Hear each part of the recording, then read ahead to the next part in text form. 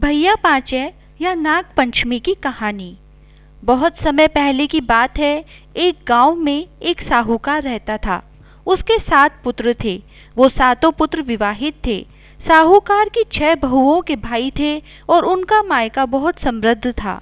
परंतु 7वीं बहू के कोई भाई नहीं था और ना ही उसका मायका इतना धनवान था। एक बार श्रावण मास की भैया पंचमी आई, तब साहूकार की 6 बहुएं अपने मायके जाने की तैयारी करने लगी। जल्दी जल्दी घर के काम निपटाकर वो अपने मायके भैया पंचमी मनाने जाना चाहती थी। वो 6 बहुएं कुएं पर पानी भर रही थी। तभी किसी ने उनसे पूछा कि तुम सभी तो यहाँ पर हो, पर तुम्हारी देवरानी कहाँ है? तो उन्होंने उत्तर दिया कि आज भैया पंचमी है और हमें पीहर जाना है भैया पंचमी की पूजा के लिए। परंतु उसके कोई भाई नहीं है, इसीलिए वो अंदर चुपचाप बैठी अपने काम कर रही है। उन सभी की बातें एक सर्प सुन रहा था।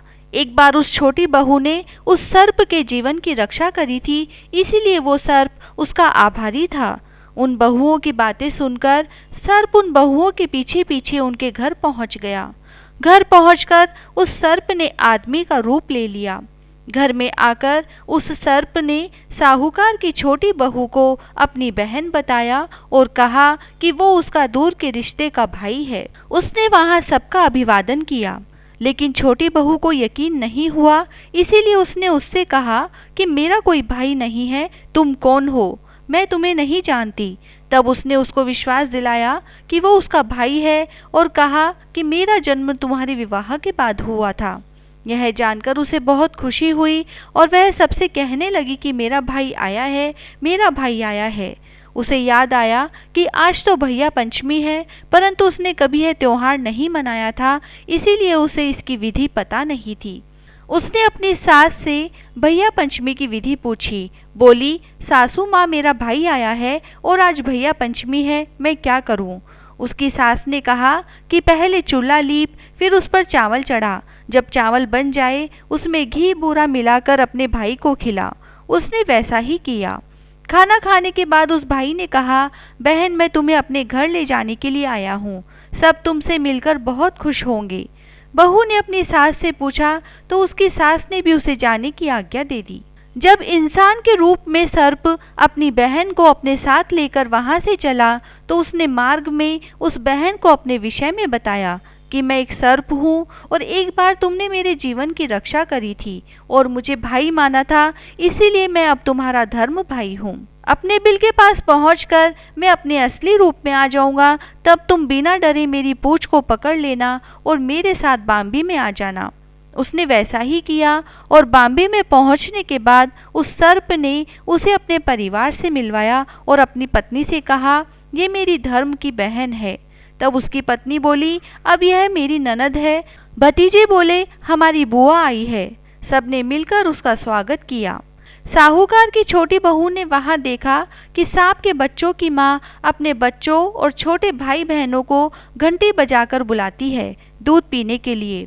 एक दिन उसने कहा कि मैं इन्हें दूध पिला देती हूँ। उसकी भाभी ने कहा, ठीक है, परंतु ध्यान रखना, घंटी दूध ठंडा हो जाए तभी बजाना, उससे पहले नहीं। किंतु उसने गलती से घंटी पहले ही बजा दी। तब तक दूध गर्म ही था और उस सांप के छोटे भाई बहनों का गर्म दूध पीने से जीभ, फन, पूंछ आदि जल गए। इससे वह बहुत नाराज हुए और बोले, इसने हमें गर्म दूध से जलाया है, हम इसको सजा देंगे, हम इसको खाएंगे। तब उसकी भाभी ने कहा कि नहीं, इनसे गलती हुई है, इन्हें माफ़ कर दो, मैं इनकी तरफ से क्षमा मांगती हूँ। तभी सर्प की पत्नी के पुत्र हुआ तो उसने अपनी ननद यानी साहूकार की छोटी बहू से पूछा कि ननद जी, आपको क्या चाहिए अपने भतीजे की जन्म की खुशी में? तब उसने अपनी भाभी से एक 9 लखा हार मांगा। भाभी ने ननद को 9 लखा हार भेंट में दे दिया और उससे कहा, यदि आप इस हार को पहनोगी तो यह हार ही रहेगा, परंतु कोई इसे दूसरा पहनेगा तो उसके गले में यह सर्प बन जाएगा। इधर साहूकार का छोटा लड़का अपनी पत्नी को लेने के लिए आया तो उसकी पत्नी ने ईश्वर से प्रार्थना की कि ईश्वर, यदि मेरे पति को यह पता चलेगा कि एक सर्प मेरा भाई है तो पता नहीं उसे कैसा लगेगा, इसीलिए आप उस बाम्बी के स्थान पर महल बना दो। ईश्वर ने उसकी मनोकामना पूर्ण कर दी और जहाँ बाम्बी थी वहाँ एक सुंदर महल बन गया। साहूकार का बेटा वहाँ आया और 2 दिन के लिए वहाँ रुका। उसका वहाँ बहुत आदर सत्कार हुआ। फिर जब उस लड़के ने अपनी पत्नी को लेकर जाने के लिए कहा तो उस धर्म भाई ने विदा करते समय बहुत सारे दास दासी, हाथी घोड़े, धन दौलत देकर उन्हें विदा किया। जब वो वहाँ से निकले तो मार्ग में साहूकार के बेटे को याद आया कि वो वहाँ पर कुछ सामान भूल आया है। उसने अपना सामान लाने के लिए वापस जाने के लिए कहा तो उसकी स्त्री ने कहा, ऐसा कौन सा कीमती सामान है जिसके लिए हम दोबारा लौटें? हम अभी अपने घर चलते हैं। परंतु उसका पति नहीं माना और वापस लौटकर उसी स्थान पर आ गया। परंतु वहाँ पर कोई महल नहीं था, वहाँ तो सांप की बाम्बी थी। यह देखकर साहूकार के बेटे को बहुत क्रोध आया और अपनी स्त्री से कहा कि तुमने मुझे भ्रम में रखा, तुमने मुझे धोखा दिया है। अब मुझे सच सच बताओ कि क्या माजरा है। तब उसकी पत्नी ने उसे सारी कहानी सुना दी और कहा कि मेरे कोई भाई नहीं था, इसीलिए सारी जेठानियाँ मेरा अपमान करती थी। मुझ पर ईश्वर ने दया दिखाई और एक सर्प मेरा धर्म भाई बनकर आया और यह उसी की बाम्बी है।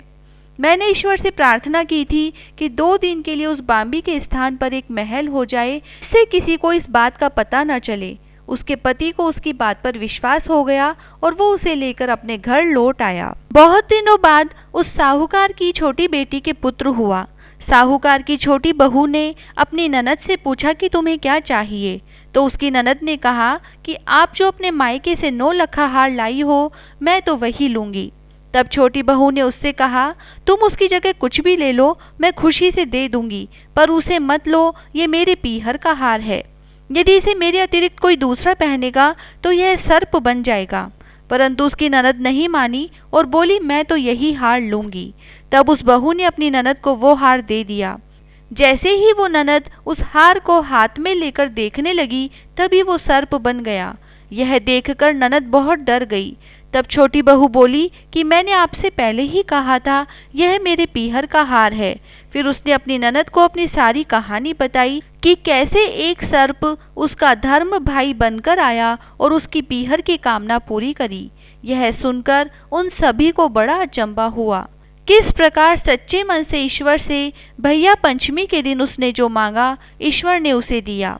इसीलिए जो भी श्रावण मास की कृष्ण पक्ष की पंचमी को भैया पाँचे मनाए और विधि विधान से पूजा करे, साथ ही विनायक जी की कहानी कहे या सुने, उन सब की ईश्वर उसी प्रकार मनोकामना पूरी करते हैं जैसे साहूकार की छोटी बहू की।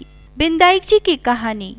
एक दिन एक लड़का विनायक जी से मिलने के लिए अपने घर से चल दिया और अपनी माँ से बोला कि मैं विनायक जी से मिलकर ही वापस आऊँगा। चलते चलते वो लड़का एक बियाबान जंगल में पहुंच गया। उसे ऐसे देखकर विनायक जी को उस पर दया आ गई।